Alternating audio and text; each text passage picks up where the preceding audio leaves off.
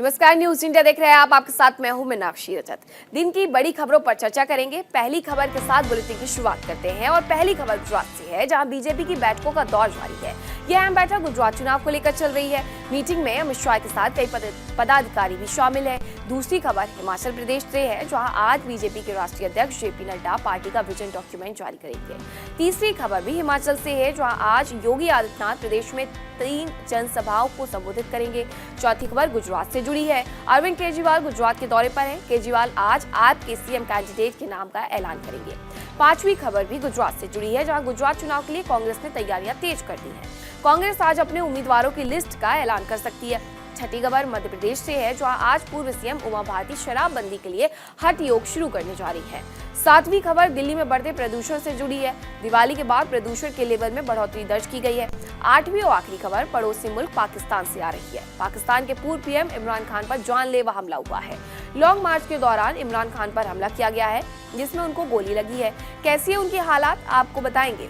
लेकिन 8 बजे की 8 बड़ी खबरों में इन सब पर हमारी नजर रहने वाली है। एक एक कर आपको सारी खबरें बताएंगे कि आखिरकार क्या चल रहा है देश में।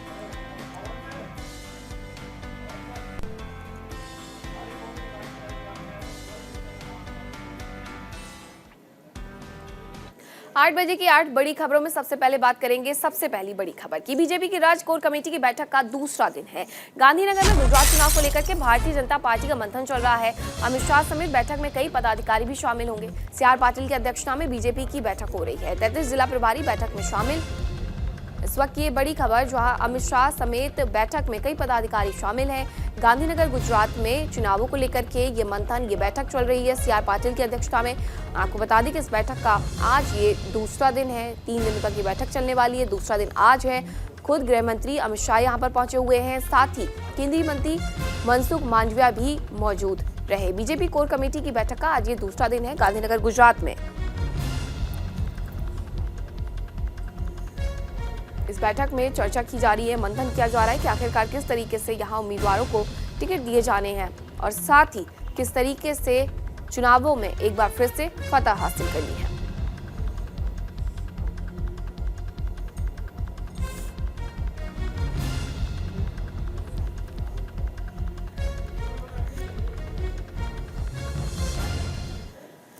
हिमाचल में आज Bharatiya Janata party vision document जारी करेगी। जेपी नड्डा जारी करेंगे बीजेपी का विजन डॉक्यूमेंट, जिसमें विधानसभा चुनाव के लिए ये दृष्टिपत्र होगा।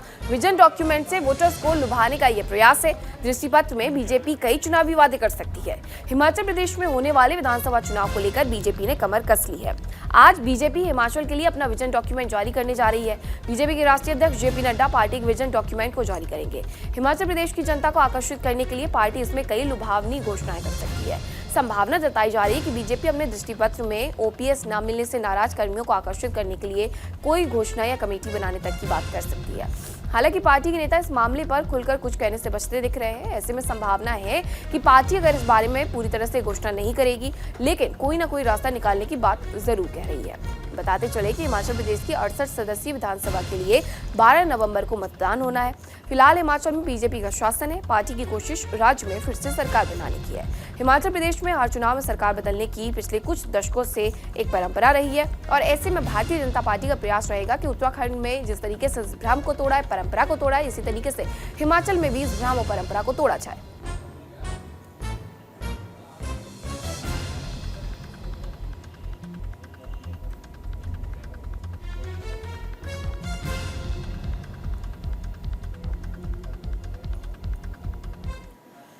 वहीं हिमाचल में सीएम योगी आदित्यनाथ भी रैली करने वाले हैं। सीएम योगी 3 जनसभाओं को यहां संबोधित करेंगे। हमीरपुर, मंडी, सोलन में योगी की ये रैलियां होनी है। बीजेपी प्रत्याशियों के लिए वोट की अपील भी करेंगे। बिलासपुर में नितिन गडकरी की भी चुनावी रैली है। दरअसल हिमाचल प्रदेश में 12 नवंबर को मतदान होना है और ऐसे में उत्तर प्रदेश के मुख्यमंत्री योगी आदित्यनाथ आज हिमाचल प्रदेश में चुनाव प्रचार करेंगे। सीएम योगी हिमाचल में ताबड़तोड़ 3 जनसभाओं को संबोधित करेंगे। हिमाचल के हमीरपुर, मंडी और सोलन में सीएम योगी की सभाएं होंगी। बीजेपी के स्टार प्रचारकों की लिस्ट में शामिल सीएम योगी बीजेपी प्रत्याशियों के पक्ष में मतदान करने की अपील करेंगे। हिमाचल प्रदेश में 12 नवंबर को मतदान होना है। हिमाचल प्रदेश में विधानसभा चुनाव के लिए चुनावी बिगुल बज चुका है। बीजेपी सत्ता में दोबारा लौटने के लिए पूरी ताकत लगाए हुए है। इसके लिए बीजेपी अपने नेताओं की पूरी फौज हिमाचल के चुनावी मैदान में उतारने जा रही है। खास बात यह है कि उत्तर प्रदेश के सीएम योगी आदित्यनाथ की मांग हिमाचल प्रदेश में सबसे ज्यादा है। सीएम योगी आदित्यनाथ हिमाचल में 8 और 10 नवंबर को भी रैली करेंगे। सीएम की ये दोनों रैली शिमला में होनी है। कहा जा रहा है कि बीजेपी सीएम योगी की हिमाचल प्रदेश में तकरीबन 10 चुनावी रैलियां और 20 सामान्य सभाएं कराने की तैयारी कर रही है। उधर केंद्रीय मंत्री नितिन गडकरी बिलासपुर के झंडूता विधानसभा में जनसभा करेंगे, जिसमें वो विपक्षियों पर जमकर निशाना साधेंगे। नितिन गडकरी बीजेपी के स्टार प्रचारकों की लिस्ट में शामिल है।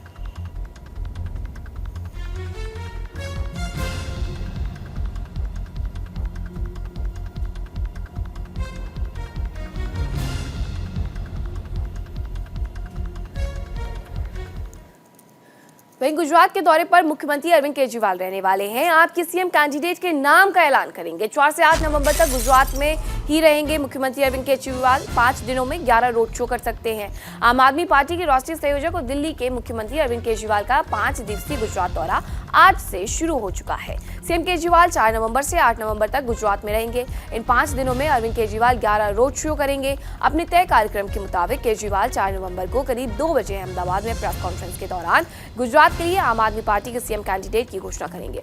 फिर 5 नवंबर को गांधी धाम और अंजार में, 6 नवंबर को वांकानेर, चोटीला और राजकोट ईस्ट में, 7 नवंबर को भी उनकी ये जनसभाएं रहेंगी कालावड़ और जैतपुर में, और 8 नवंबर को जूनागढ़, केशोद और मांगरोल में रोड शो करेंगे। गुजरात में विधानसभा चुनाव के लिए 2 चरणों में 1 और 5 दिसंबर को मतदान होगा। गुजरात चुनाव में आम आदमी पार्टी की एंट्री ने चुनावों को रोचक बना दिया है। बीजेपी 1995 से गुजरात की सत्ता में है, जबकि मुख्य विपक्षी पार्टी कांग्रेस अपने प्रचार अभियान को धार देने में जुटी है। गुजरात की कुल 182 सदस्यीय विधानसभा के लिए पहले चरण में 89 सीटों पर माफ करिएगा और दूसरे चरण में 93 सीटों पर मतदान होना है, जबकि वोटों की गिनती हिमाचल प्रदेश में मतगणना के साथ 8 दिसंबर को होगी।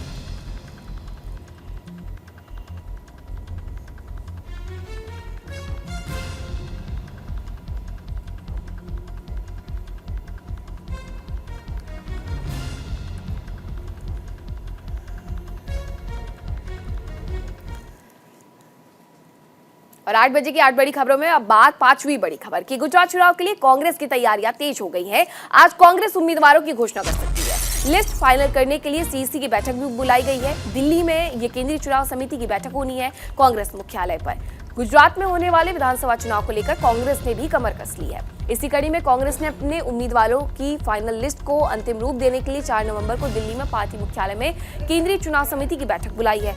गुजरात के मोरबी में हुई ब्रिज घटना इस समय सबसे बड़ा मुद्दा बनी हुई है। इसको लेकर कांग्रेस लगातार बीजेपी पर निशाना साध रही है। बीजेपी और कांग्रेस के अलावा आम आदमी पार्टी भी गुजरात में अपनी किस्मत आजमाएगी। पंजाब में जीत हासिल करने के बाद से आप पार्टी अब गुजरात में अपनी संभावनाओं की तलाशी में जुट गई है। गुजरात चुनावों में आप पार्टी की एंट्री होने के साथ ही कांग्रेस पार्टी की मुश्किलें बढ़ गई हैं। दिल्ली के सीएम अरविंद केजरीवाल की पार्टी को भी इस चुनाव में मजबूत पार्टी के तौर पर देखा जा रहा है। 2017 में पटेल समुदाय का समर्थन मिलने के बावजूद कांग्रेस पार्टी बीजेपी से बेहद कम अंतर से हार गई थी। अब जब कांग्रेस के पूर्व कार्यकारी अध्यक्ष हार्दिक पटेल ने बीजेपी का दामन थाम लिया है, तो संभावना है कि बीजेपी को इससे काफी फायदा मिल सकता है।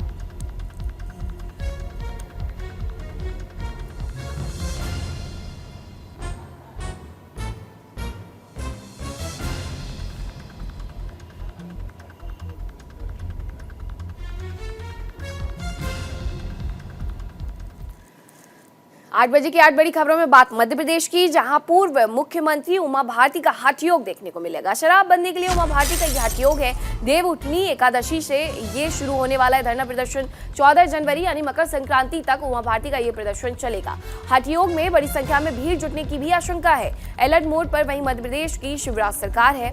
मध्य प्रदेश में शराबबंदी को लेकर पूर्व मुख्यमंत्री उमा भारती का हठ योग आज से शुरू हो रहा है। उमा भारती ने घोषणा की है कि जब तक प्रदेश में शराबबंदी या नई शराब नीति लागू नहीं हो जाती, वो घर त्याग कर टेंट या किसी घास फूस की झोपड़ी में रात बिताएंगी।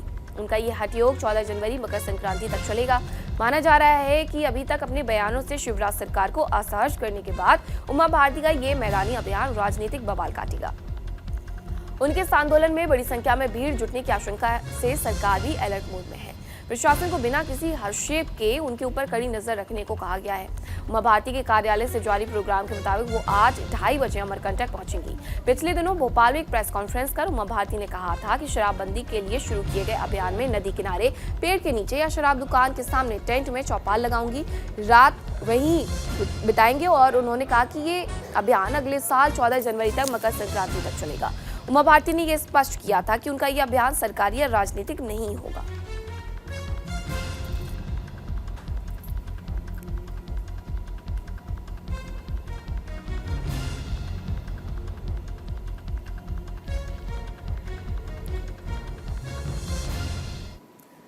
सातवीं बड़ी खबर आपको बताते हैं, दिल्ली में गंभीर स्तर पर प्रदूषण पहुंचा है। दिल्ली के कई इलाकों में AQI 418 के पार पहुंच गया है।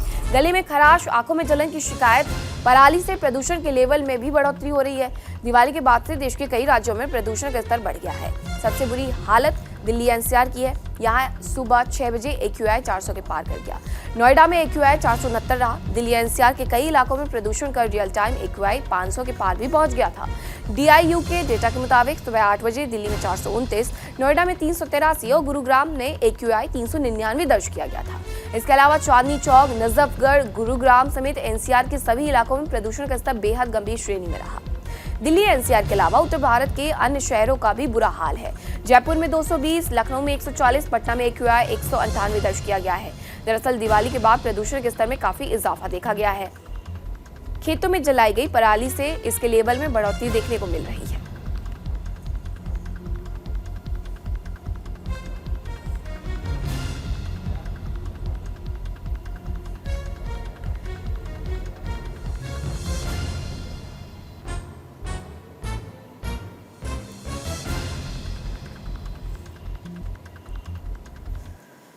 आठवीं बड़ी खबर की बात करते हैं। पाकिस्तान के पूर्व PM पर दरअसल जानलेवा हमला हुआ है। लॉन्ग मार्च के दौरान इमरान खान पर यह हमला हुआ है और हमलावर ने इमरान खान के पैर में गोली मारी है। वहीं घटना के बाद पुलिस ने हिरासत में हमलावर को ले लिया है। इमरान खान खतरे से बाहर बताए जा रहे हैं। वहीं PM शहबाज को हमले का जिम्मेदार बताया जा रहा है। लॉन्ग मार्च लेकर इस्लामाबाद की ओर बढ़ रहे पाकिस्तान के पूर्व PM इमरान खान पर गुजरांवाला के अल्लाहवाला चौक पर हमला हो गया है। एक शख्स ने उनके कंटेनर पर उस वक्त फायरिंग की जब वो समर्थकों को संबोधित कर रहे थे। गोलीबारी की आवाज से रैली में हड़कंप मच गया। कई लोग घायल हो गए। चूंकि हमलावर ने कंटेनर के नीचे से ऊपर की ओर फायरिंग की थी, इसलिए गोलियां PTI नेताओं के पैर में लगी। शख्स ने कई गोलियां चलाई जिसमें इमरान खान समेत कई लोग घायल हो गए। इमरान खान के पैर में गोली लगी जिसके बाद उन्हें बुलेट प्रूफ कार से अस्पताल ले जाया गया।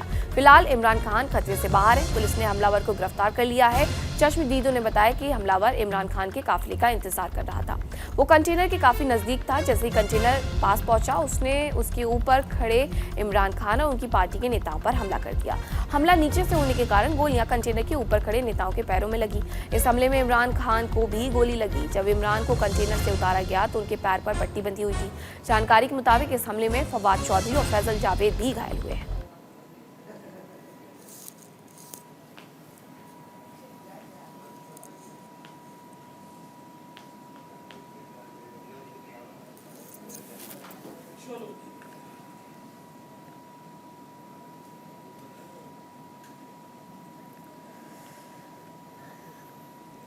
आठ बजे की 8 बड़ी खबरों के बाद कुछ और बड़ी खबरें आपको बताते हैं। कल हिमाचल दौरे पर जाएंगे प्रधानमंत्री नरेंद्र मोदी। 2 दिन तक ये दौरा रहने वाला है।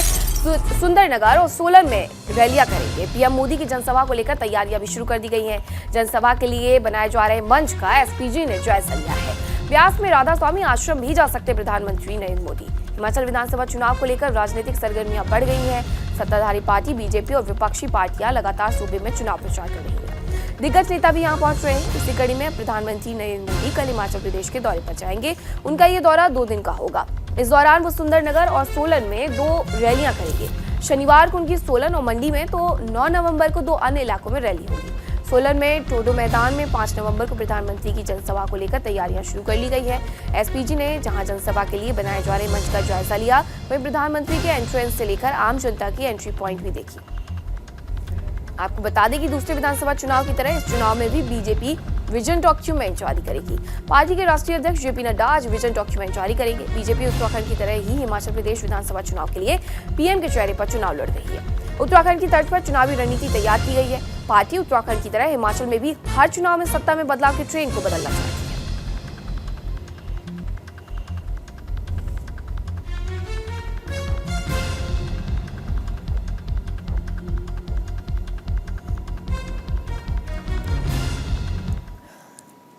एक और बड़ी खबर आपको बताते हैं, विदेश मंत्री एस जयशंकर का 2 दिवसीय रूस दौरा है। 7-8 नवंबर को रूस के दौरे पर रहेंगे जयशंकर। रूस यूक्रेन युद्ध के बीच जयशंकर का ये रूस दौरा है।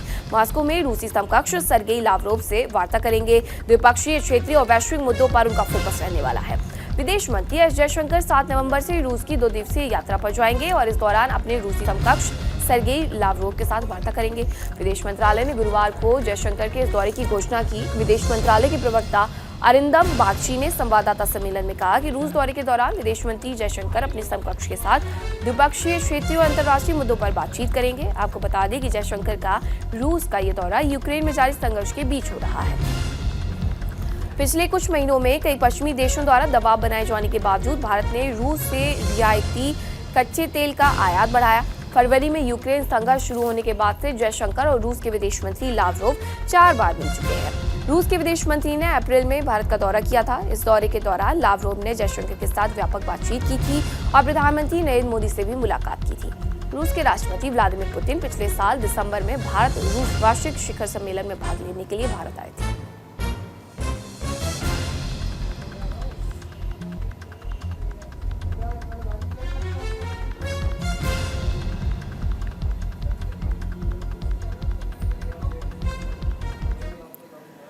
बड़ी खबर आपको बता दें, बेंजामिन नेतन्याहू इजराइल के प्रधानमंत्री बन गए हैं। प्रतिद्वंदी और मौजूदा पीएम याइर लैपिड को उन्होंने हराया है। बेंजामिन ने बहुमत के साथ सत्ता में वापसी कर ली है। वहीं प्रधानमंत्री मोदी समेत कई नेताओं ने उन्हें जीत की बधाई भी दी है। दरअसल बेंजामिन नेतन्याहू एक बार फिर इजराइल के प्रधानमंत्री चुन लिए गए हैं। बेंजामिन गुरुवार को आए चुनावी नतीजों में विजयी घोषित हुए हैं और अब वो बहुमत के साथ फिर से सत्ता में वापसी करने जा रहे हैं। बेंजामिन ने प्रधानमंत्री चुनाव में अपने प्रतिद्वंदी और मौजूदा प्रधानमंत्री याइर लैपिड को हराया। फाइनल राउंड की काउंटिंग में नेतन्याहू की पार्टी लिकुड पार्टी ने 120 में से 64 सीटें जीती। नेतन्याहू को सत्ता में आने के लिए 61 सीटों की जरूरत थी। आपको बता दें कि इजराइल में पिछले 3 साल में 5वीं बार इलेक्शन हुए हैं। इसके बाद पूर्ण बहुमत के साथ किसी पार्टी ने सत्ता में वापसी की है। फाइनल राउंड की काउंटिंग के बाद प्रधानमंत्री याइर लैपिड ने भी हार मान ली है और बेंजामिन नेतन्याहू को बधाई देते हुए कहा कि उन्होंने सभी विभागों को सत्ता हस्तांतरण के लिए जरूरी प्रक्रिया पूरी करने के निर्देश दे दिए हैं। प्रधानमंत्री नरेंद्र मोदी और दुनिया के अन्य कई नेताओं ने बेंजामिन नेतन्याहू को इजराइल का प्रधानमंत्री बनने पर जीत की बधाई दी है।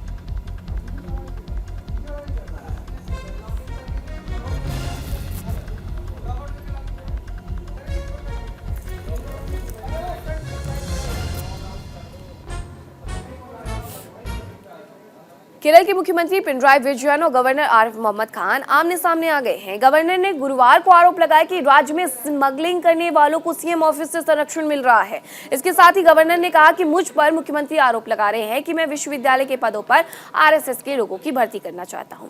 अगर एक भी ऐसा उदाहरण मिलता है तो मैं इस्तीफा दे दूंगा। दरअसल सीएम विजयन ने बीते दिनों गवर्नर आरिफ पर विश्वविद्यालय के कुलपतियों की नियुक्ति पर राजनीतिक हस्तक्षेप करने का आरोप लगाया, जिस पर पलटवार करते हुए गवर्नर आरिफ ने कहा कि कुलपति पद के लिए आरएसएस ही नहीं बल्कि किसी भी इंसान को नॉमिनेट किया तो रिजाइन कर दूंगा। अगर सीएम इन आरोपों को साबित नहीं कर पाते तो क्या इस्तीफा देंगे?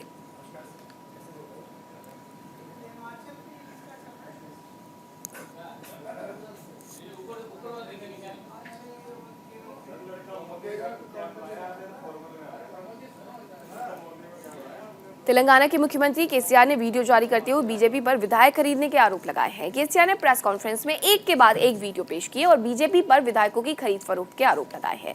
सीएम ने बीजेपी पर आरोप लगाते हुए कहा कि दिल्ली के नेताओं ने उनकी पार्टी टीआरएस के 4 विधायकों को रिश्वत देने की कोशिश की है, जिसको लेकर उनके पास हिडन कैमरे की 1 घंटे से अधिक की फुटेज मौजूद है। केसीआर ने कहा कि मैं जुडिशरी से देश बचाने का अनुरोध करता हूं। साथ ही उन्होंने कहा कि वो सुप्रीम कोर्ट के जज और विपक्षी नेताओं को वीडियो भेजेंगे। सीएम ने आरोप लगाया कि बीजेपी तेलंगाना, आंध्र प्रदेश, दिल्ली और राजस्थान में सरकार को गिराने की कोशिश की जा रही है। हालांकि बीजेपी ने केसीआर के सभी आरोपों को सिरे से खारिज कर दिया। बीजेपी ने कहा कि ये कहानी मुख्यमंत्री ने लिखी है और अब इसे वो डायरेक्ट कर रहे हैं। तेलंगाना मुख्यमंत्री ने इस तरीके से निशाना साधते हुए विधायकों की खरीद फरोख्त का आरोप भारतीय जनता पार्टी पर लगाया है।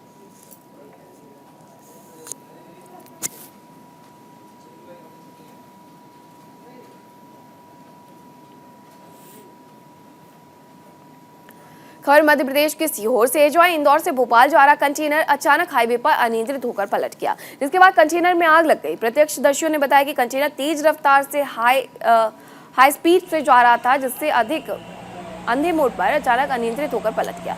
वहीं कंटेनर पलटते ही ड्राइवर मौके से फरार हो गया। कंटेनर में आग लगते ही भोपाल इंदौर रोड जाम हो गया। कंटेनर में अंदर क्या सामान रखा था इसके बारे में कोई जानकारी नहीं है। फिलहाल फायर ब्रिगेड की मदद से आग पर काबू पा लिया गया है।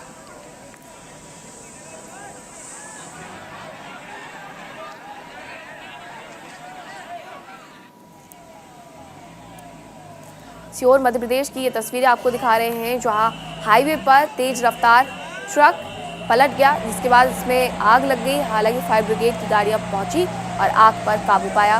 बताया जा रहा है कि इसके अंदर क्या सामान था इसकी अभी कोई जानकारी नहीं है।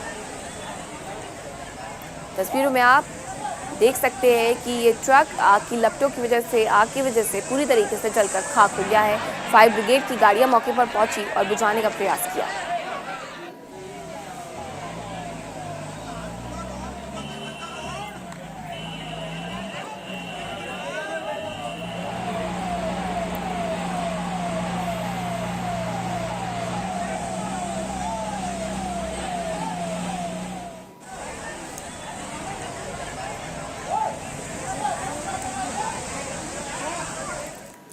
एक बड़ी खबर आपको ट्विटर से जुड़ी हुई बताते हैं, जहां एलन मस्क ने बड़ा फैसला लिया है। कंपनी की बचत के लिए उन्होंने ये बड़ा फैसला लिया है, ऐसा उनका कहना है। ट्विटर में छटनी होगी, तो इस वक्त की ये बड़ी खबर, जहां ट्विटर में अब छटनी की शुरुआत, छटनी का दौर भी देखने को मिलेगा।